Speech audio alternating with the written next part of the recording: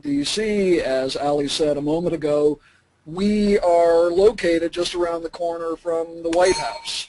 And all of you, I'm sure, heard the major news from the states yesterday regarding the choice by Mr. Romney, the Republican challenger in the upcoming presidential election, of a running mate, a vice presidential pick, Mr.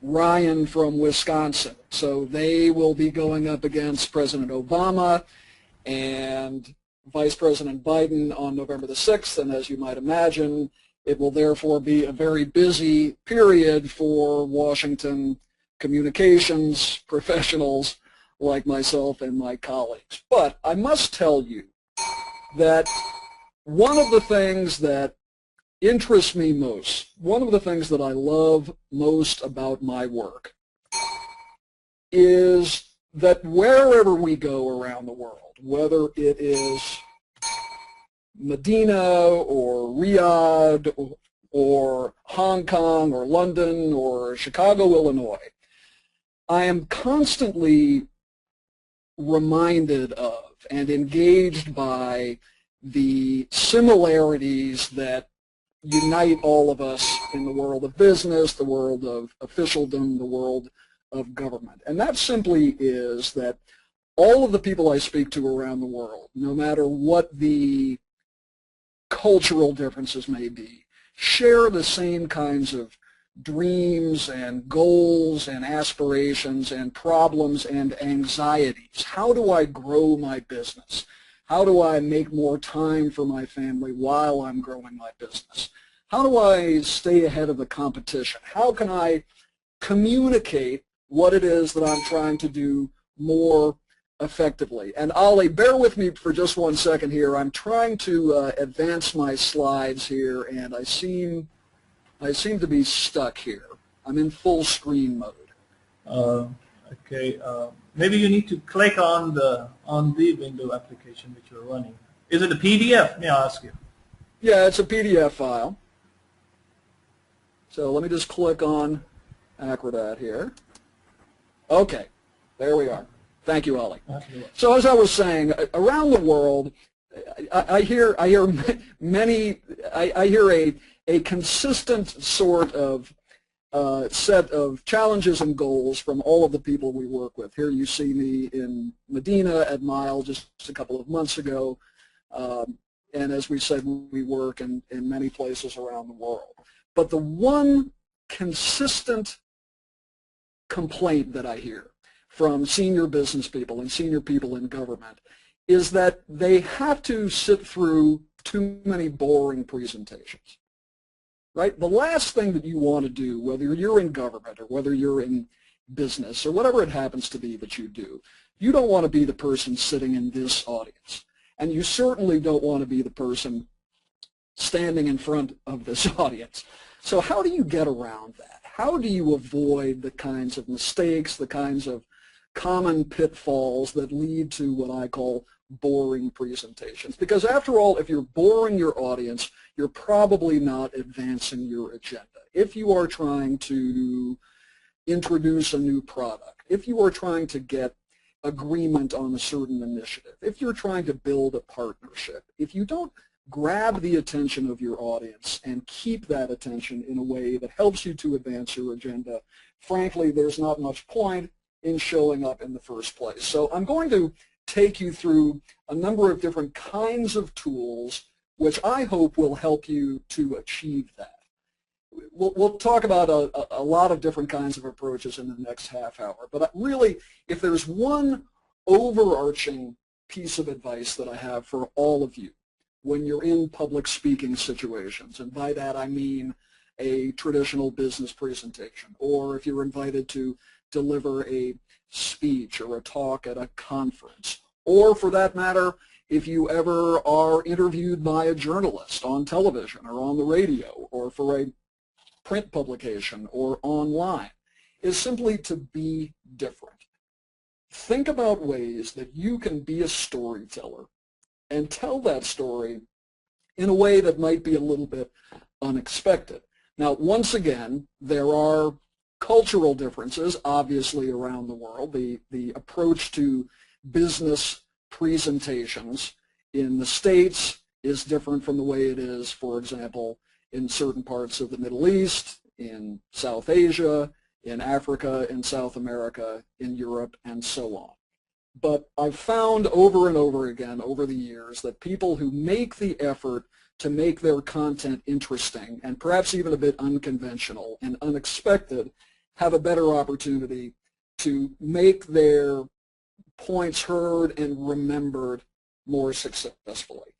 And the late Steve Jobs, the founder of Apple Computer, was particularly expert at this.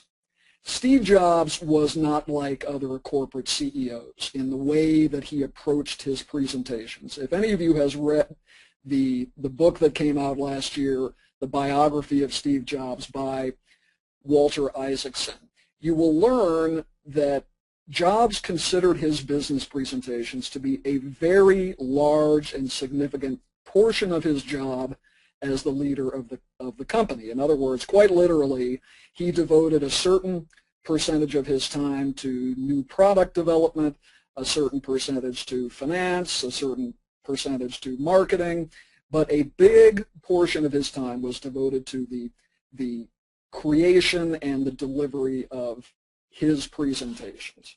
And so many of you, I'm sure, have seen his presentations online, his introductions of the iPad, the iPhone, the latest iterations of the operating system, and so on. And he understood the power of storytelling. He understood the power of clear, simple, powerful visuals. And so we'll be talking about all of those things as we go along.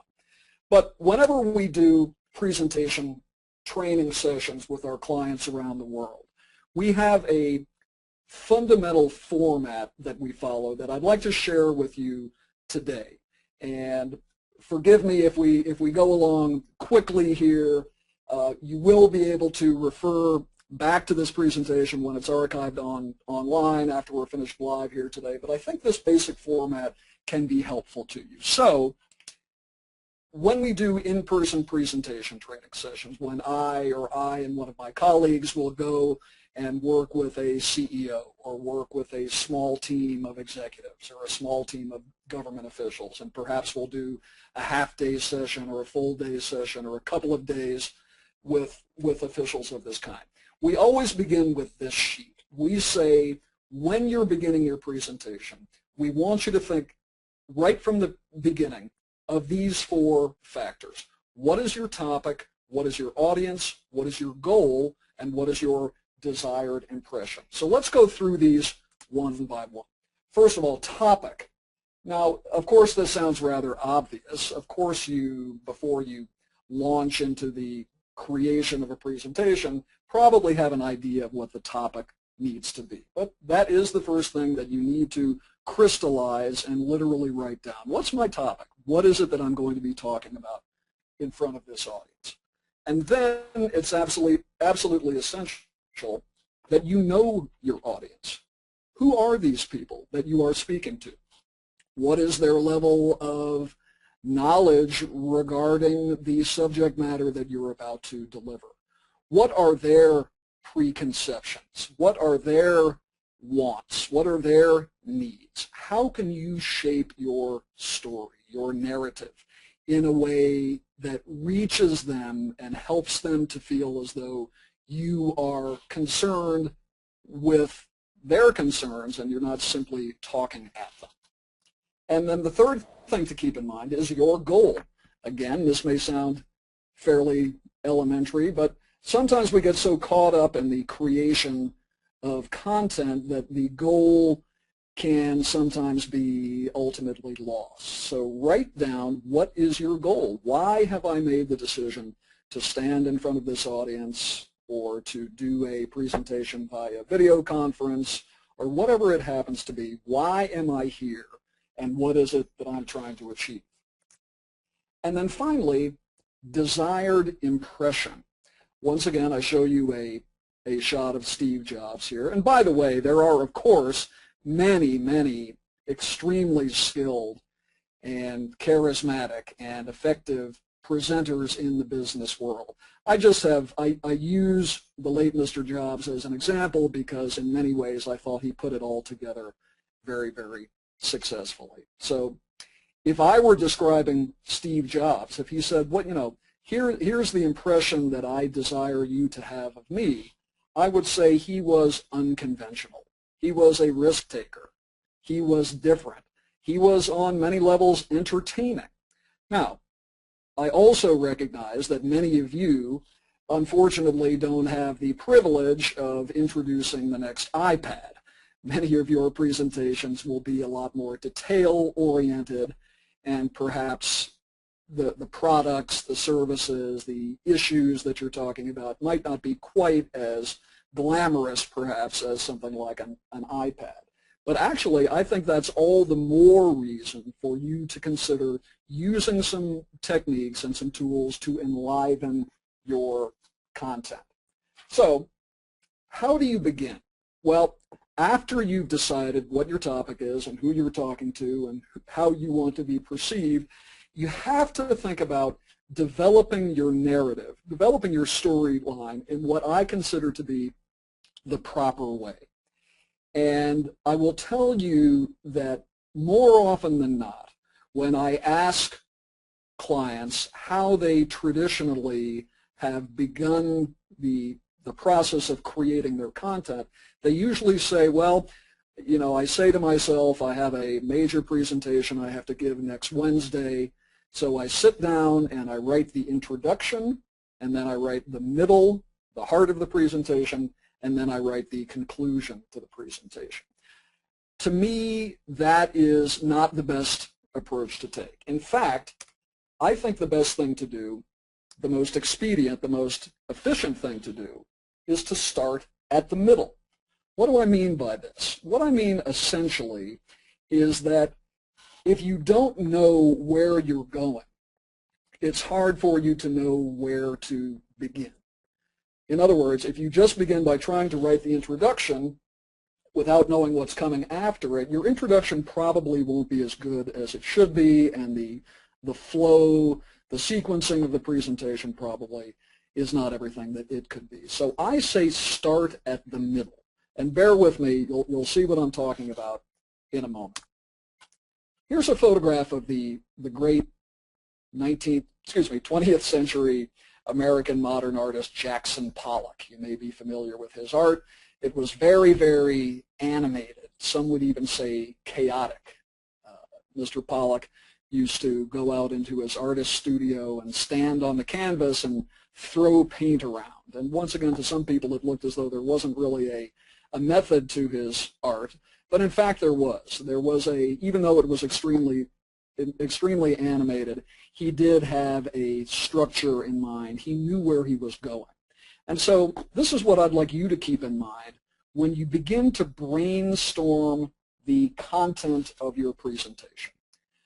Quite literally, what I'm talking about doing is, whether you are by yourself or whether you're working with a team, is that you go into a room and you take blank pieces of paper, or you take flip chart paper, or you put a blank screen on your laptop and maybe you project it on the wall. And you begin by simply having an absolutely freewheeling, no-holds-barred brainstorming session, which permits you to elicit everything that you could possibly say about the topic. So, for example, let's say the topic is the Olympic Games. You would begin to just throw words, ideas, thoughts, phrases onto the piece of paper, everything that in one way or the other represents and supports this idea of this topic of the Olympics. You might write London, you might write football, you might write handball, you might write Usain Bolt.